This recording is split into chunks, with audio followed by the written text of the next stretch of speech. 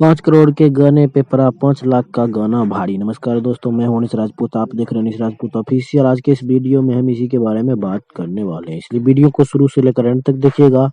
अगर हमारे चैनल पर नए हैं तो चैनल को सब्सक्राइब कर लीजिएगा, क्योंकि भोजपुरी की ताज़ा और सही खबरें सबसे पहले हमारे चैनल पर आते हैं। तो जैसे कि आप लोग को पता ही है कि आज से कुछ दिन पहले पवन सिंह के एक बहुत ही जबरदस्त गाने को रिलीज किया जाता है, जिस गाने का नाम होता है तेरी लाल चुनरिया। और इस गाने का बजट बताया जा रहा है कि 5 करोड़। और इस गाने को पवन सिंह के जन्मदिन यानी 5 जनवरी के शुभ अवसर पे रिलीज किया जाता है।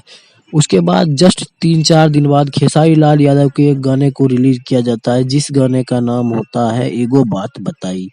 इस गाने को बिल्कुल नए चैनल से डाला जाता है और अभी फिलहाल में पवन सिंह के गाना तेरी लाल चुनरिया, इस गाने पे 18 मिलियन व्यूज क्रॉस कर चुका। और बात करें खेसारी लाल यादव के 5 लाख के गाने के बजट के बारे में, तो खेसारी लाल यादव के इस गाने ने 19 मिलियन व्यूज क्रॉस कर चुका है। मतलब पवन सिंह के 5 करोड़ गाने पर खेसारी लाल यादव का 5 लाख का गाना पड़ा भारी।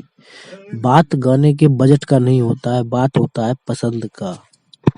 जैसे कि पुदीना ए हसीना हो गया, यार फराक वाली, ये सब गाना काफी लो बजट का है, लेकिन काफी ज्यादा करोड़ों का कलेक्शन किया है, क्योंकि गाना बहुत अच्छा था। और उसके बाद गाना पसंद में। ये था छोटा सा अपडेट। और अभी का ताजा खबर यही है कि पवन सिंह के 5 करोड़ के गाने पर खेसारी लाल यादव के 5 लाख का गाना पड़ा महंगा।